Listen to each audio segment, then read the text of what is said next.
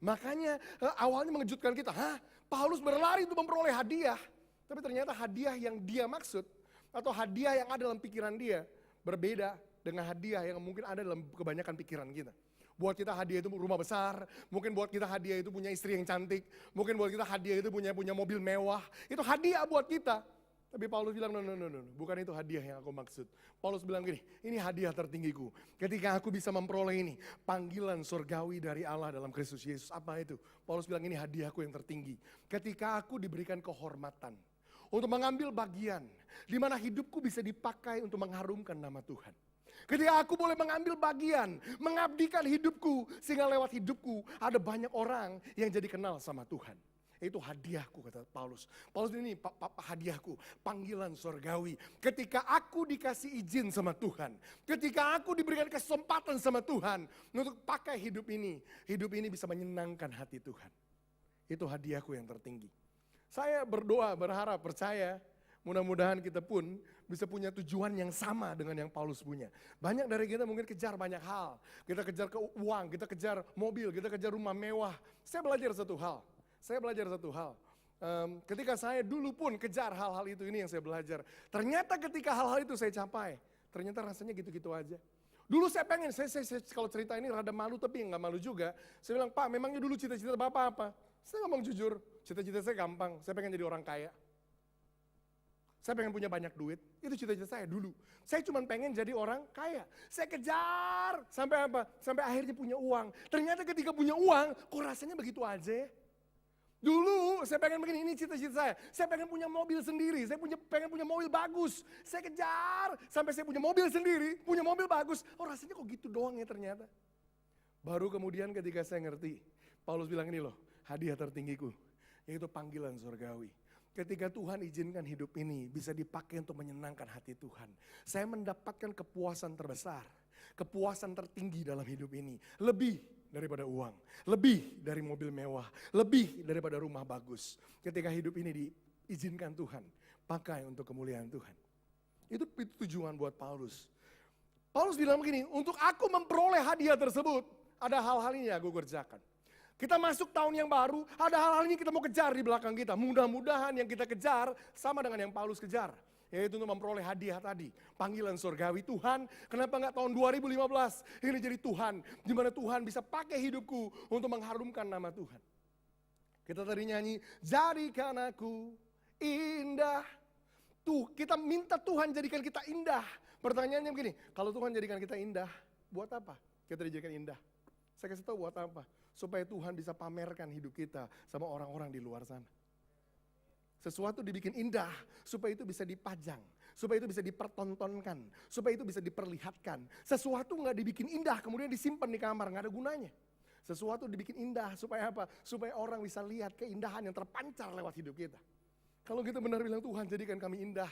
Dengan kata kita bilang Tuhan jadikan hidup ini hidup yang menyenangkan hati Tuhan. Di mana lewat hidup ini Tuhan banyak orang akan melihat keindahan Tuhan dan melaluinya orang datang sama Tuhan. Paulus bilang aku mengejar tujuan itu. Tapi untuk aku mengejar tujuan itu ada 3 hal yang Paulus katakan dia lakukan. Ada 3 hal yang Paulus katakan dia lakukan.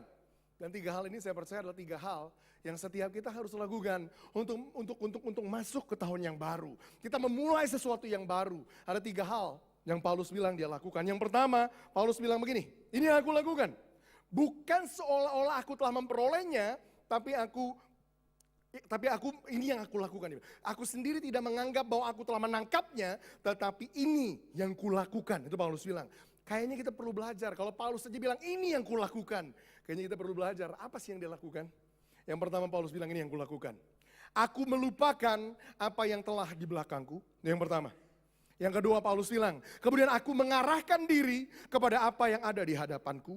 Kemudian yang ketiga, kemudian aku berlari-lari kepada tujuan untuk memperoleh hadiah. Yang pertama Paulus bilang apa? Aku melupakan, coba bilang sama-sama, aku melupakan apa yang telah di belakangku. Itu yang pertama, Paulus bilang dia lakukan. Yang kedua, Paulus bilang kemudian, aku mengarahkan diri kepada apa yang ada di hadapanku. Bilang, aku mengarahkan diri kepada apa yang ada di hadapanku. Yang ketiga baru Paulus bilang, kemudian aku berlari-lari kepada tujuan. Bilang sama-sama, aku berlari-lari sama tujuan. Ada 3 hal yang Paulus bilang dia lakukan untuk dia bisa memperoleh hadiah ini. Yang pertama dia bilang kalau kita mau jadikan tahun 2015 jadi tahun yang terbaik dalam hidup kita. Untuk kita mulai kejar hal-hal yang Tuhan mau kita kejar dalam hidup kita. Yang pertama yang setiap kita perlu mulai lakukan adalah ini. Kita perlu belajar melupakan apa yang telah di belakang kita. Kita perlu belajar melupakan apa yang telah di belakang kita. Saya kasih prinsipnya. Saya percaya setiap kita harus mulai dari sini. Kita melupakan apa yang telah di belakang kita. Saya kasih prinsipnya begini. Tidak ada seorang pun bisa bergerak maju dengan matanya tertuju kepada kaca spion. Halo? Saudara-saudara ngerti ini? Nggak seorang pun bisa bergerak maju, ya, yang nyetir ya. Kalau penumpangnya sih terserah. Ya penumpangnya kan tinggal ngikut aja. Mau liatin spion terus juga nggak apa-apa. Tapi yang nyetir nih maksudnya nih. Nggak ada seorang pun bisa bergerak maju dengan mata tertuju kepada kaca spion terus. Benar?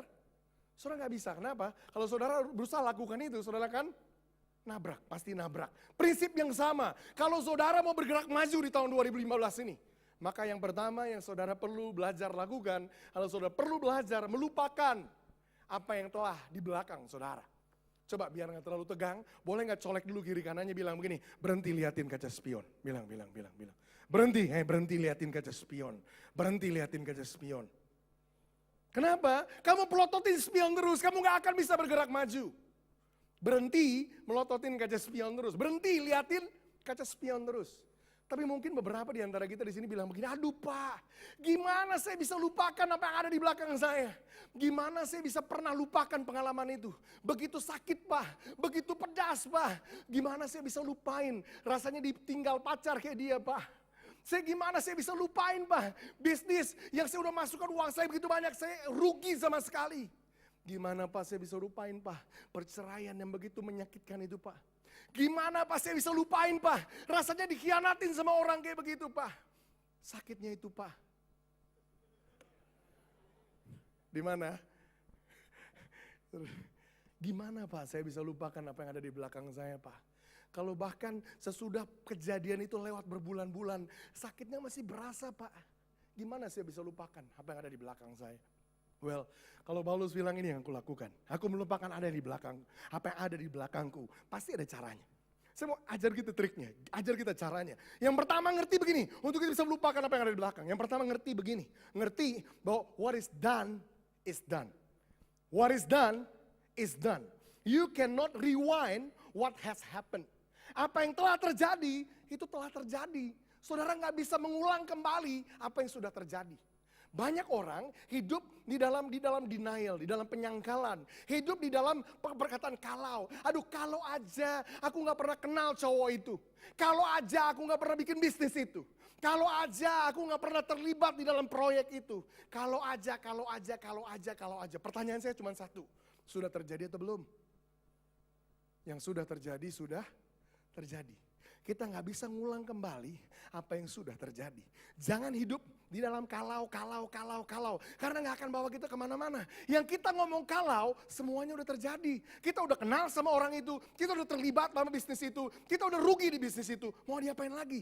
Ngerti yang pertama, untuk kita bisa lupakan apa yang ada di belakang kita. Apa yang udah terjadi, itu sudah terjadi. Kita nggak bisa mengulangnya kembali.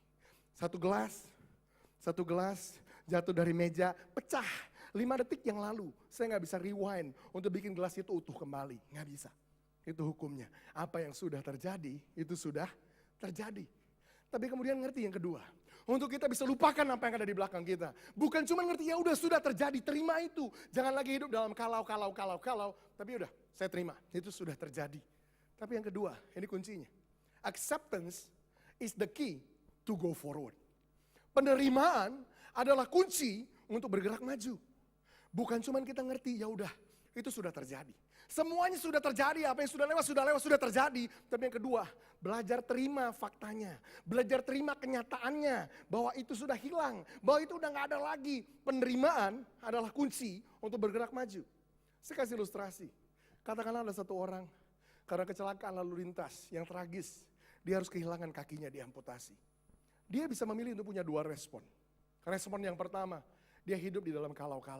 Kalau aja aku gak pernah lewat jalan itu. Kalau aja aku gak naik motor itu. Kalau aja hari itu aku pergi ke tempat yang lain. Kalau aja mobil itu tidak menabrak aku. Kalau aja supirnya gak mabuk. Kalau. kakinya balik atau enggak? Kakinya nggak balik.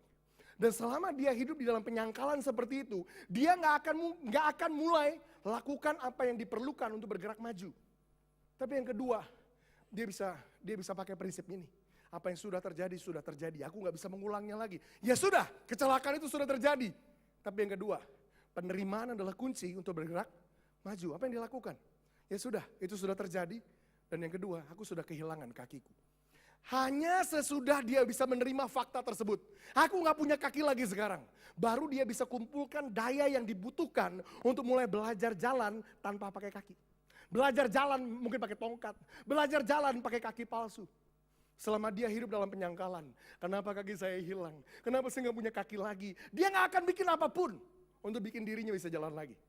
Hanya sesudah dia bisa terima kenyataan itu. Ya sudah, kakiku sudah nggak ada. Sekarang aku harus temukan cara bahwa tanpa kaki jasmaniku, aku tetap bisa berjalan. Aku bisa tetap mobile. Apakah aku belajar pakai kursi roda? Apakah aku belajar pakai kaki palsu? Apakah aku belajar pakai tongkat dan lain-lain? Ingat, penerimaan adalah kunci untuk bergerak maju.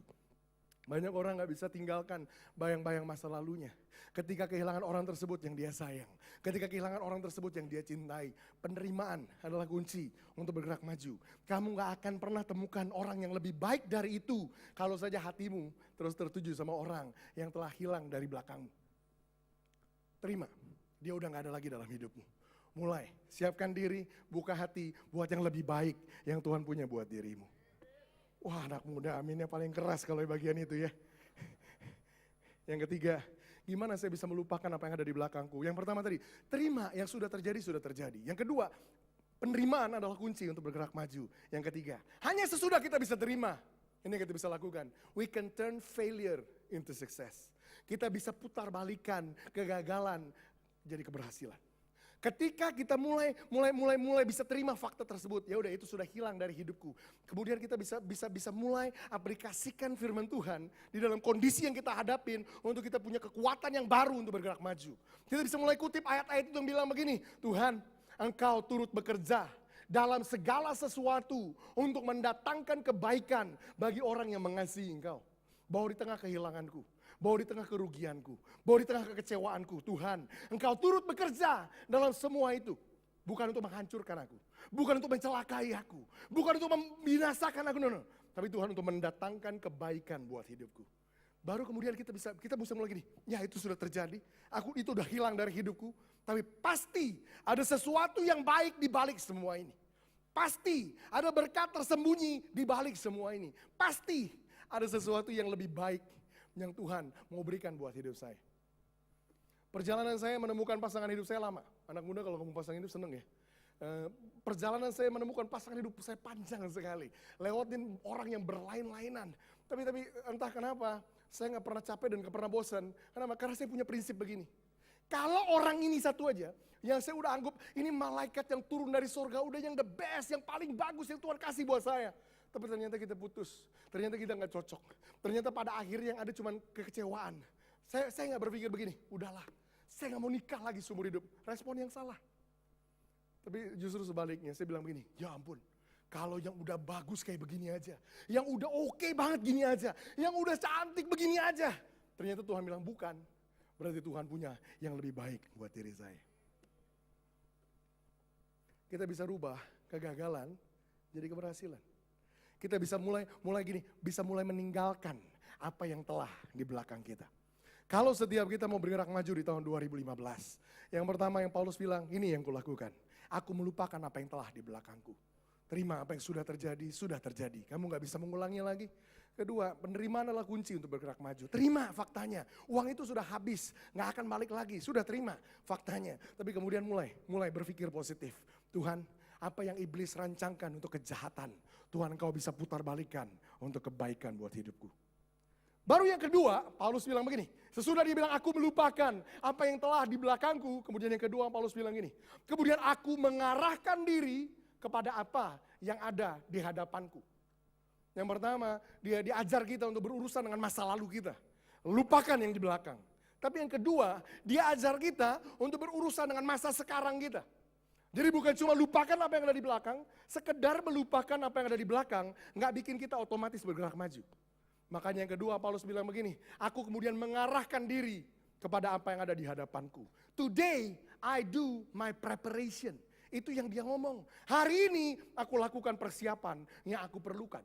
Aku mengarahkan diri kepada apa yang ada di hadapanku. Aku berhenti liatin kaca spion dan mulai sadar bahwa di depanku ada jalan yang panjang yang aku harus tempuh. Aku mengarahkan diri kepada apa yang ada di hadapanku. Aku mengarahkan diri kepada apa yang ada di hadapanku, artinya begini, hari ini aku buat persiapan yang diperlukan. Maksudnya gimana? Hari ini aku buat persiapan yang diperlukan. Aku mengarahkan diri, artinya begini, hanya orang yang bisa ngeliat apa yang ada di depannya, yang akan mulai berpikir untuk lakukan persiapan yang diperlukan buat itu. Tadi di ruangan di belakang, ngobrol-ngobrol sama,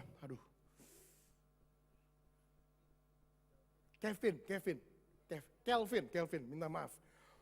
Kalau lagi di atas, lupa semua. Kelvin, lagi ngobrol-ngobrol Kelvin. Ceritanya istrinya mau melahirkan. Ya ampun, saya tanya melahirkannya kapan? Ya perkiranya Juni, Juli gitu.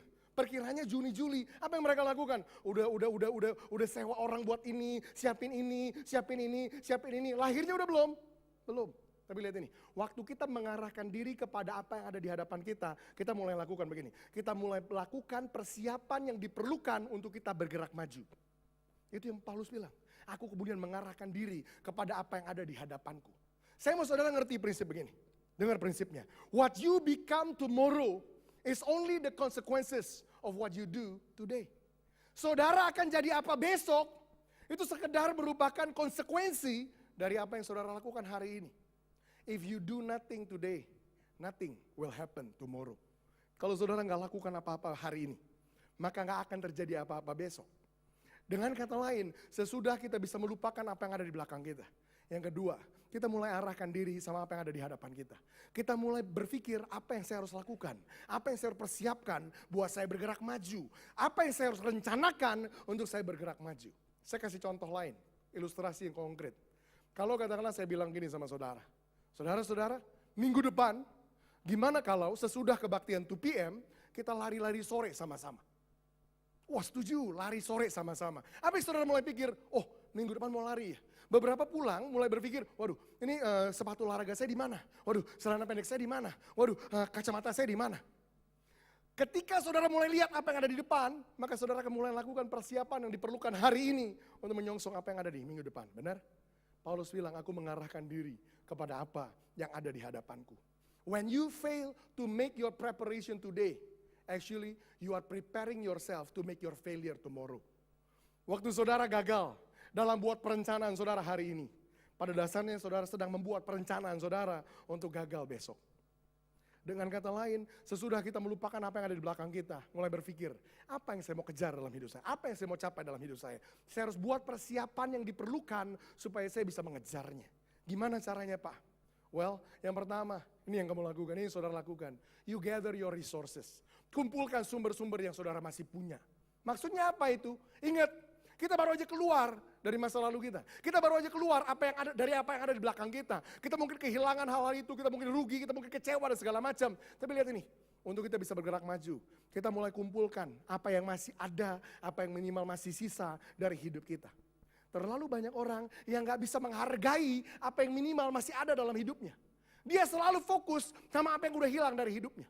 Satu orang bilangin, aduh Pak, saya kehilangan 2M itu Pak. Tahun lalu 2M di bisnis itu 2 miliar Pak. Bukan 2 ember, 2 miliar Pak.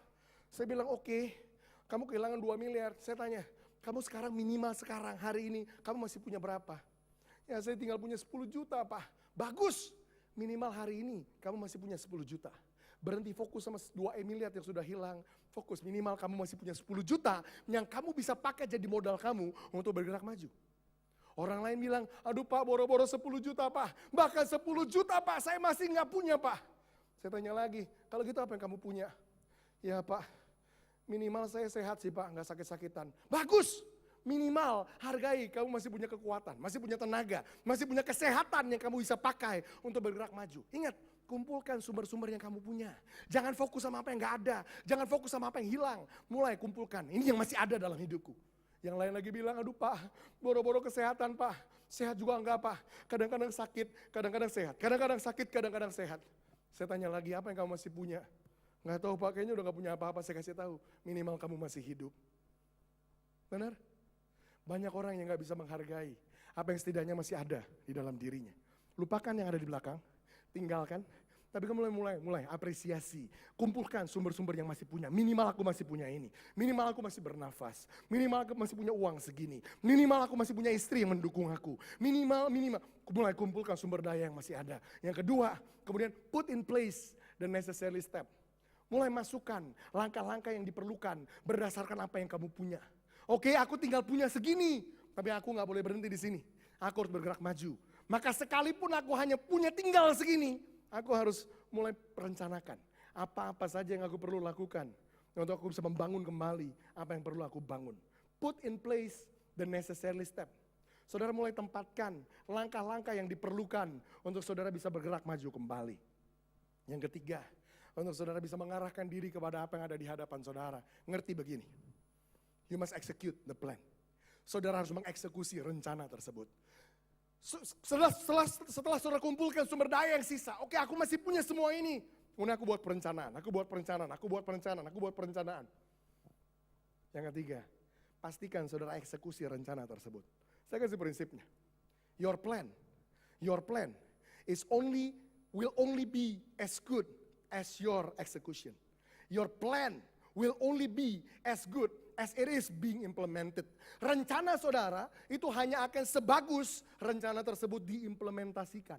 Artinya, saudara punya rencana sebagus apapun, kalau pada akhirnya rencana tersebut nggak dikerjakan, maka nggak ada yang akan terjadi.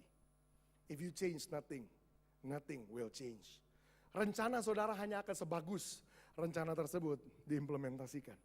Satu orang bilang begini, ini tujuan saya pengen kurusin badan. Wah, bagus. Terus apa yang kamu lakukan? Dia mulai jabarkan rencananya. Ini loh, saya mau atur pola makan saya. Kemudian saya mau latihan kayak begini. Kemudian saya mau lakukan begini. Wah, dia jelasin semua rencana dia. Waktu orang ini jelasin rencana ngurusin badannya aja, kita yang dengerin aja udah kurus duluan. Wah, luar biasa rencananya. Problemnya apa? Sesudah dia jabarkan semua rencananya, nggak ada yang dikerjain. Kita kurus, dia nggak kurus-kurus, benar? Rencana kita hanya akan sebagus rencana tersebut diimplementasi. Paulus bilang, ini loh yang aku lakukan. Kalau aku mau mengejar tujuanku, kalau aku mau memperoleh hadiah yang aku kejar dalam hidupku. Yang pertama, Paulus bilang, aku melupakan apa yang ada di belakangku. Setiap daripada kita di permulaan tahun ini diberikan kesempatan oleh Tuhan untuk bereskan yang ada di belakang. Bereskan yang ada di belakang. Jangan lagi lihat apa yang ada di belakang. Yang kedua, kemudian aku mengarahkan diri kepada apa yang ada di hadapanku. Aku kehilangan 1 tahun yang berharga, oke. Tapi kamu punya 1 tahun yang lebih berharga yang ada di depan kamu. Seberharga apapun tahun 2014 sudah lewat. Tapi kamu punya 2015 yang jauh lebih berharga. Kenapa? Karena kamu bisa menentukan apa yang kamu mau lakukan di tahun ini, 2015. Jangan fokus sama apa yang hilang. Mulai arahkan diri kamu kepada apa yang ada di hadapan kamu. Buat perencanaan yang diperlukan. Mulai buat persiapan yang diperlukan. Dan ingat, mulai eksekusi. Yang ketiga, yang terakhir, ini yang Paulus bilang. Sesudah aku mengarahkan diri kepada apa yang ada di hadapanku. Kemudian Paulus bilang, kemudian aku berlari-lari kepada tujuan, yaitu untuk memperoleh hadiah. Aku berlari-lari kepada tujuan. Ketika aku mengarahkan diri kepada apa yang ada di hadapanku, aku belum melakukan apa-apa. Aku baru buat perencanaan yang diperlukan untuk bergerak maju. Tapi kemudian yang ketiga, ingat ini, aku berlari-lari, apa artinya? Paulus bilang begini, sesudah saya tinggalkan yang di belakang. Sesudah saya buat perencanaan. Yang ketiga Paulus bilang gini. And then I put my effort, my best effort in trying to achieve what I'm trying to achieve. Kemudian aku memasukkan usaha terbaikku untuk aku bisa mencapai hal-hal yang aku kejar. Aku berlari-lari kepada tujuan, yaitu untuk memperoleh hadiah. Berlari, ngerti gini, aku masukkan usaha yang diperlukan. I push myself. Saya punya perseverance, saya punya ketekunan, saya punya kegigihan. Saya masukkan daya yang diperlukan untuk saya mengejar apa yang saya mau kejar dalam hidup saya. Problemnya, banyak orang Kristen atau banyak gereja, banyak hamba Tuhan nggak ngajarkan bagian ini. Nggak ngajarin kita yang namanya kerja keras. Kita diajarkan tenang, semuanya oleh anugerah dan kasih karunia. Kalau Tuhan memang mau berkati kita, Dia akan berkati kita. Udah, relax saja, nikmatin kasih karunia-Nya. Siapa yang ngajar gitu? Paulus nggak bilang, aku mengarahkan diri kepada apa yang ada di hadapanku. Kemudian apa? Kemudian aku duduk di sofa yang empuk dan menantikan jawaban Tuhan. No. Paulus bilang, aku berlari-lari. Apa artinya? I put my effort in trying to achieve what I'm trying to achieve. Aku masukkan usaha yang diperlukan untuk aku mengejar apa yang aku mau capai dalam hidupku. Saya mau kasih prinsip ini buat setiap kita. The height of your achievement will only be as high or will only be equivalent to the kind of effort that you are willing to invest into pursuing what you are trying to achieve. Tingginya pencapaian saudara, dengar ini, tingginya pencapaian saudara hanya akan setinggi, hanya akan setinggi, hanya akan sepadan dengan besarnya usaha yang saudara siap masukkan di dalam berusaha mengejar pencapaian tersebut. Dengan kata lain, kalau saudara mau capai hal yang tinggi, tapi nggak siap kerja keras, lupakan. Karena saudara nggak akan pernah sampai di situ. Ada orang bilang gini sama saya, Pak, kok Bapak ngajar prinsip-prinsip New Age, Pak? Bahwa kita harus punya goal, kita harus kerja keras, kita harus masukkan usaha di situ, Pak. Saya bilang, no, saya ajar prinsip Alkitab. Orang ini tanya, di mana diletaknya di Alkitab? Tuhan ngajarin itu. Bahkan lebih spesifik, di mana diletaknya di Alkitab? Yesus ngajar kayak begitu, Pak. Saya tunjukin sama dia, di sini letaknya, di mana Yesus bahkan ngajar tentang hal itu. Satu kali Yesus sama murid-muridnya dia duduk sama murid dia bilang gini, jangan ada seorang pun, kalau mau bangun menara, itu main nyelonong bangun menara. Saudara ingat cerita itu? Jangan ada orang yang mau bangun menara, dia langsung bangun menara. Kenapa Yesus? Yesus kasih alasannya, supaya jangan sampai tengah jalan menara itu dibangun, dia kekurangan sumber daya, dia nggak bisa selesaikan. Yesus bilang begitu. Berikutnya Yesus bilang begini, kalau ada di antaramu mau bangun menara, ini yang kamu lakukan. Kamu duduk dulu. Ngapain duduk? Nggak disuruh nunggu menara itu bangun sendiri. No. Duduk dulu. Ngapain? Yesus bilang gini, hitung harganya. Hitung harganya. Supaya apa? Supaya kalau kamu mulai, kamu pasti bisa selesaikan. Maksudnya apa hitung harganya? Kalau kamu mau punya pencapaian yang tinggi. Kalau kamu mau punya hal-hal yang tinggi yang kamu mau capai dalam hidup kamu. Yesus bilang gini, duduk dulu. Mikir. Siap gak kamu bayar harga? Siap gak kamu kerja keras? Siap gak kamu usaha? Kalau kamu gak siap usaha, lupakan mimpi kamu. Kenapa? Karena toh kamu berusaha kejar pun, kamu akan berhenti tengah jalan. Gak bakalan selesai. Tingginya pencapaian kita hanya akan setinggi besarnya usaha yang siap kita masukkan di dalam berusaha mencapainya. Saya berdoa sekali lagi. Di hari-hari yang terakhir, Pak Niko banyak bicara tentang hari-hari yang terakhir. Hari-hari di mana kita berjaga-jaga. Hari-hari di mana Tuhan lagi bangkitkan generasi yang terakhir. Ada satu doa saya, terutama di hari-hari yang terakhir ini. Yang saya pengen lihat juga di dalam generasi ini muncul. Kenapa gak ada lagi satu generasi yang punya roh kayak Yakub di masa yang lampau? Apa rohnya Yakub? Yakub satu kali dia pernah berjumpa sama Tuhan dan dia bergulat dengan Tuhan semalam-malaman. Di tengah-tengah pergulatan itu Tuhan bilang gini sama Yakub berkali-kali, udah Yakub, lepasin aku, udah Yakub, izinkan aku pergi. Menariknya Yakub bilang begini, I will never let you go unless you bless me. Aku gak akan pernah lepasin engkau sebelum engkau memberkati aku.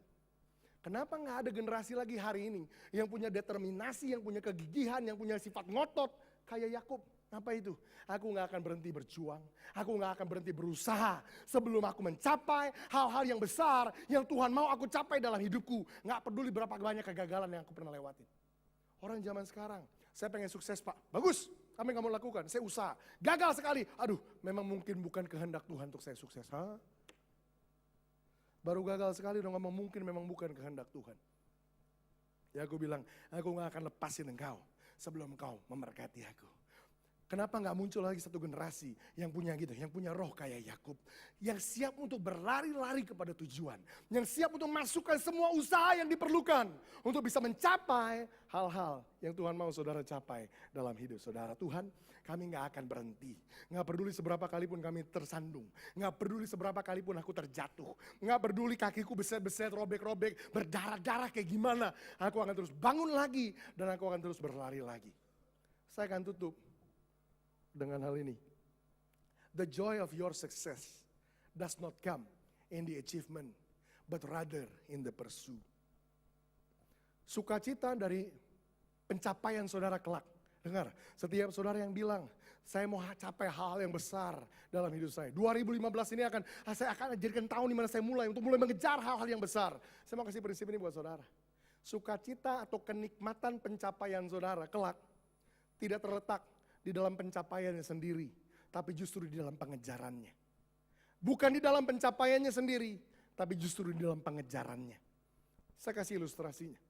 Ada orang yang berusaha kejar begini. Dia berusaha kejar yang namanya kekayaan. Dia pengen punya uang yang banyak. Dia mulai berusaha keras. Dari jualan di gerobak, jualan asongan. Dia lakukan semua yang dia lakukan. Dia berusaha untuk punya uang. Suatu saat akhirnya dia punya uang yang banyak. Ingat yang saya bilang. Sukacita dari pencapaian itu tidak terletak di dalam pencapaiannya sendiri. Saya kasih tahu saudara. Yang pada akhirnya bikin orang ini bisa menikmati keberhasilannya. Bukan uangnya. Tapi apa? Tapi pengejarannya. Karena orang yang udah punya yang dia punya tanpa ngejar, nggak akan rasakan itu sebagai kenikmatan. Orang lain yang dari lahir udah kaya raya, buat dia uang, nggak ada nikmatnya. Kenapa? Karena dia nggak perlu ngejar apa yang dia nikmatin. Benar? Sukacita dari pencapaian saudara nggak terletak di dalam barangnya itu sendiri, tapi justru di dalam pengejarannya. Ketika saudara tahu bagaimana Tuhan bersama dengan Tuhan tolong saudara dari level yang bawah. Tuhan bawa saudara naik terus sampai level yang tinggi. Proses pengejaran ini yang akan saudara bisa menikmati pencapaian saudara kelak. Bahwa bersama dengan Tuhan, saudara lakukan perkara-perkara yang besar. Bahwa bersama dengan Tuhan, tidak ada yang mustahil bagi orang yang percaya. Saya berdoa tahun 2015 akan jadi tahun yang terbaik buat kita semua. Kalau kita bisa lakukan 3 hal ini yang Paulus ngomong. Aku melupakan apa yang telah di belakangku. Ingat. Yang sudah terjadi, sudah terjadi. Lupain kegagalan itu. Lupain kekecewaan itu. Lupain kerugian itu. Lupain cowok itu. Lupain cewek itu. Tinggalin di belakang. Yang kedua, aku mengarahkan diri kepada apa yang ada di hadapanku. Mulai berpikir hari ini untuk buat persiapan-persiapan yang aku perlu buat. Untuk aku menyongsong tahun yang baru. Ada kesempatan yang begitu berlimpah di tahun 2015 di depan saudara. Yang ketiga, sesudah saudara tahu apa yang saudara harus lakukan, mulai masukkan usaha yang diperlukan untuk saudara mengejar apa yang saudara mau kejar. Wah, waktu saya masih banyak. Saya mau tutup dengan ini. Menjelang akhir tahun 2014 dan memulai tahun 2015, jadi di fase-fase ini, ada begitu banyak orang yang datang sama saya dan mulai tanya begini, Pak, apa yang Bapak lihat tentang tahun 2015? Gimana Pak prediksi Bapak? Gimana Pak ramalan Bapak? Nggak tahu zaman sekarang, bahkan pendeta diperlakukan udah kayak dukun. Bapak nerawang apa di tahun 2000? Apa yang Bapak lihat Pak? Waduh. Saya nggak tahu Pak karena saya pakai cincin gede gitu. Orang bilang, wah ini dukun nih jangan-jangan. Ya orang pengen tahu apa yang ada di tahun 2015. Saya nggak akan ngomong sama saudara tentang hasil penerawangan saya. Tapi minimal saya mau declare buat saudara semua di tempat ini. Sesuatu yang secara alkitabiah saya tahu ini benar. Beberapa kita atau kebanyakan kita mungkin gak sadar hal ini, tapi saya mau saudara lihat ini.